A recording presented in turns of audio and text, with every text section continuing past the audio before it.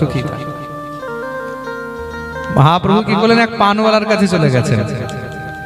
পানওয়ালা, যে পানের দোকান হয়, পানওয়ালার কাছে গিয়ে বসে গেছে। গৌরহরিকে দেখি, গৌরহরি তুমি পানের দোকানে? মহাপ্রভু বললেন, কেন, কি হয়েছে? বলো বলো, কি সেবা করবো? বলে, একটা ভালো করে আমার জন্য পান বানাও। মহাপ্রভুকে পান খুব প্রিয়, কিন্তু প্রেম সে বলো।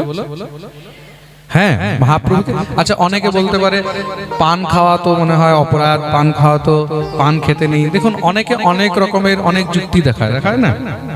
অনেকে বলবে পান খেতে নেই, খেতে নেই।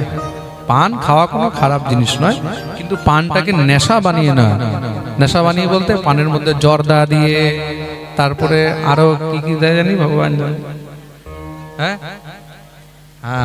কি মা, ওরে কত নলেজ আছে ওর বাবা, প্রেম সে বলো। হ্যাঁ, কত কিছু দেয় না, যে নেশার জন্য দেয়। নেশা কিন্তু করা উচিত নয়। পান খাওয়ার নিয়ম কি এটা শুনে নাও। শাস্ত্রের মধ্যে লেখা রয়েছে পান কিভাবে খেতে হয়। আমাকে শ্লোকটা এখন মনে পড়ছে না, শ্লোক আছে কিন্তু বাকায়দা একদম শাস্ত্রের মধ্যে লিখিত রয়েছে পান কিভাবে খেতে হয়। পানের মধ্যে একটুখানি চুন দিতে হয়, একটু চুন দিতে হয়, লবঙ্গ দিতে হয়। লবঙ্গ মানে হ্যাঁ, লং। একটু সুপারি দিতে হয়। কি দিতে হয়? সুপারি। একটু এলাচ দিতে হয়। এলাচ, সুপারি, লবঙ্গ আর চুন, আর ওই যে লাল লাল হয় ওটা কি বলে, খয়ার। খয়ার অনেক জায়গায় কথা বলে না। তার সঙ্গে কেশর, তার সঙ্গে যদি মানে সামর্থ্য হয় কেশর, একটু কর্পূর, একটু কর্পূর ইত্যাদি, এইগুলো দিয়ে তখন গিয়ে পান গ্রহণ করা উচিত। এটা হলো পান খাওয়ার নিয়ম, যেটা শাস্ত্রীয় বিধির মধ্যে। এই পান খেলে সেই পান দেহের জন্য খুব ভালো, সুপাচ্য হয়। আমাদের শরীরের জন্য পানের রস কিন্তু খুব ভালো। আর তার মধ্যে এইসব কি, এই যে লং, এলাচ, সুপারি, কর্পূর, তারপরে কেশর, এগুলো কি, এগুলো সব শরীরের জন্য ঔষধি। হ্যাঁ, কিছুটা লাইন আমাকে মনে পড়ছে। তাম্বুল পুগি এলা লবঙ্গাদি তাম্বুল পুগি ফলম সমর্পয়ামি, এটা ঠাকুরকে মন্ত্র বলা হয় না। এলা লবঙ্গাদি পুঙ্গি ফলম তাম্বুলম সমর্পয়ামি। এলা, এলা মানে এলাচ, লবঙ্গ মানে লং, পুঙ্গি ফল, পুঙ্গি ফল মানে সুপারিকে বলা হয়। সুপারিকে কি বলা হয়? পুঙ্গি ফল সংস্কৃতের মধ্যে।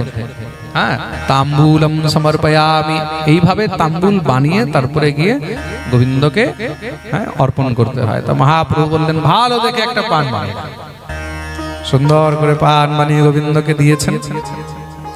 সংকোচ করার কিছু নেই। অনেক সময় দেখুন, আমি খাই না পান তা বলে যে আমি অন্য কাউকে বলবো তুমিও পান খাবে না, কেন বলবো ভাই?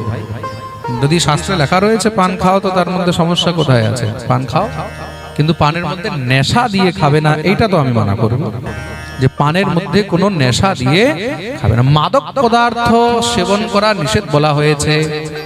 মাদক পদার্থ গ্রহণ করবে না, যেটাতে নেশা হয় সেটা নয়, যেটাতে লাভ হয় সেটা গ্রহণ করো। পানকে পানের মতন খাও, পানকে পানের মতন খাও। নেশা করে খেলে তখন কি হবে? তখন পাপ হবে। কি হবে? পাপ হবে। প্রেম সে বলো। আচ্ছা, এক বৈষ্ণব জিজ্ঞাসা করছে, মহারাজজি বৈষ্ণবদেরকে কি চা খেতে আছে? আচ্ছা, কে কে জানতে চায়? হাত উপরে করো তো। কে কে জানতে চায় চা খেতে আছে কিনা? আচ্ছা, অনেকে। আচ্ছা, অনেকের মনে অনেক প্রশ্ন থাকে, তাই না? সকাল থেকে সন্ধ্যা পর্যন্ত আমি তো শুধু প্রশ্নই শুনতে থাকি। যে আসে সবার প্রশ্ন, বাচ্চারা আসে তাও প্রশ্ন, বুড়োরা আসে তাও প্রশ্ন, বুড়িরা আসে তাও প্রশ্ন, যত আসে সবার শুধু প্রশ্ন। ইয়াং, আচ্ছা, আজকাল তো সব থেকে বেশি প্রশ্ন আছে ইয়াং জেনারেশনের কাছে। আর এইবার তো দেখে এত ভালো লাগছে এই পাঠের মধ্যে, এইবার আমাদের ইয়াং জেনারেশন এত বসেছে পাঠের মধ্যে, এটা অভিভূত, অকল্পনীয়। এত পরিবর্তন হয়েছে হোজায়ের মধ্যে। কত ইয়াং জেনারেশন, কত আমাদের ইয়াং ছেলে মেয়েরা বসে রয়েছে, এদের জন্য একবার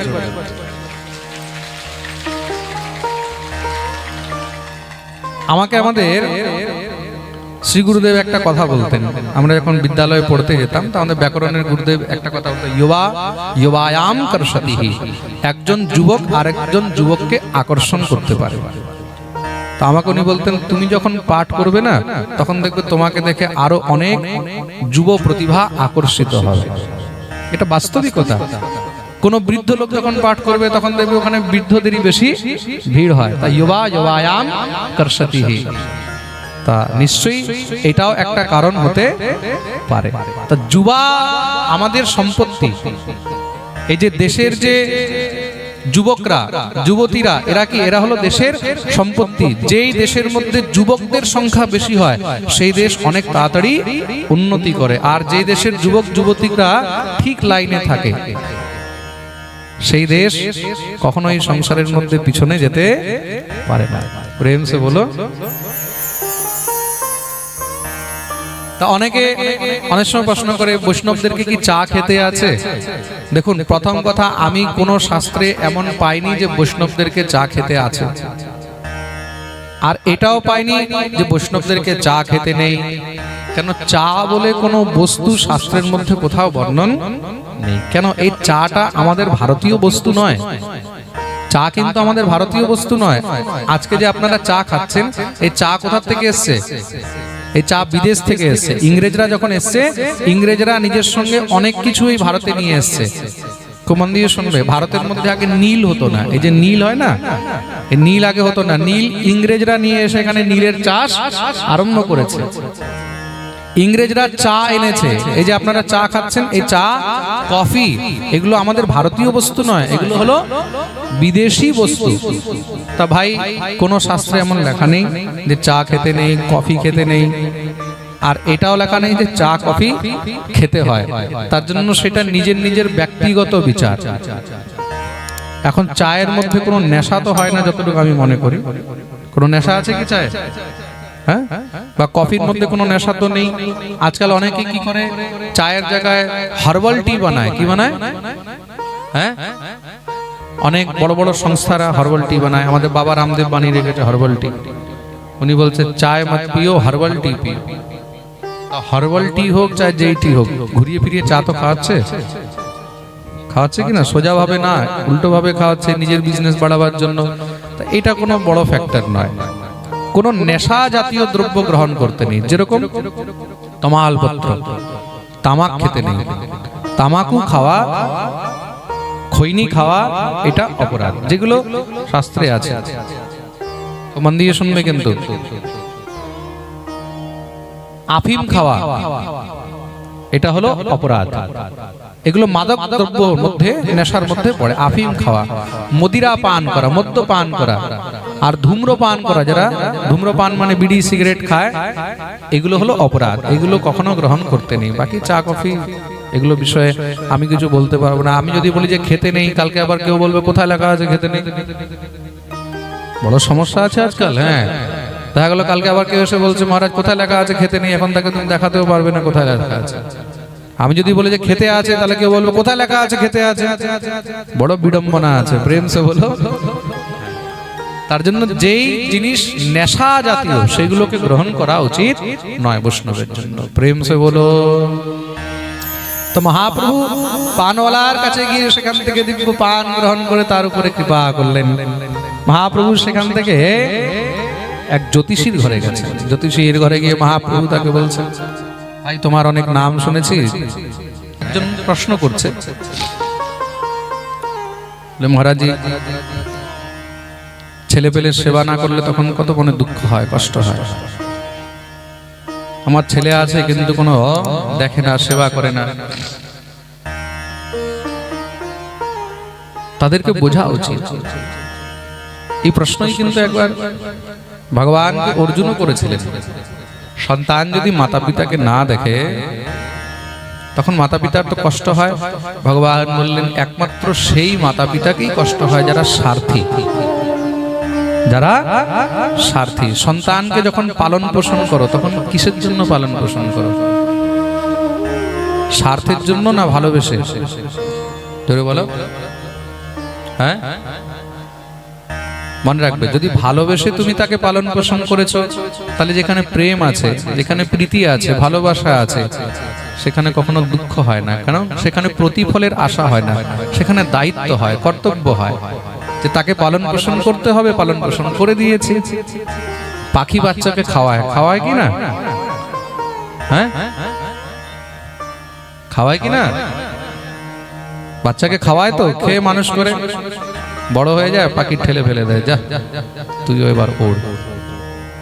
পাখি আশা করে যে এ আমাকে খাওয়াবে, আশা করে, তার জন্য তার মনে কোনো দুঃখ হয় না। তা যেদিন তুমি মনে করবে যে আমি দায়িত্ব পালন করেছি, সেদিন সন্তান যদি তোমাকে নাও দেখে তোমার মনে কোনো কষ্ট হবে না। কিন্তু যখন তুমি স্বার্থের জন্য সন্তানকে পালন পোষণ করছো, এ বড় হবে, তারপরে আমাকে দেখবে, আমার জন্য এই করবে সেই করবে, আর পরে যদি সে না করে তখন কি হবে? তখন মনে কষ্ট হবে। তা যেখানে সন্তানের পালন পোষণের মধ্যে স্বার্থ আছে, সেখানে যখন তুমি তার পরিণতি পাবে না তখন কি হবে? মনে কষ্ট হবে। কিন্তু যখন তুমি দায়িত্ব মনে করে করবে তখন আর কোনো কষ্ট হবে না, বলে আমার কাজ আমি করে দিয়েছি, এবার তার কাজ সে করুক চাহে না করুক। প্রেম সে বলো। তার জন্যই তো বলছে না, জগৎ কে রঙ্গ ক্যা দেখুं তেরা দীদার কাফি।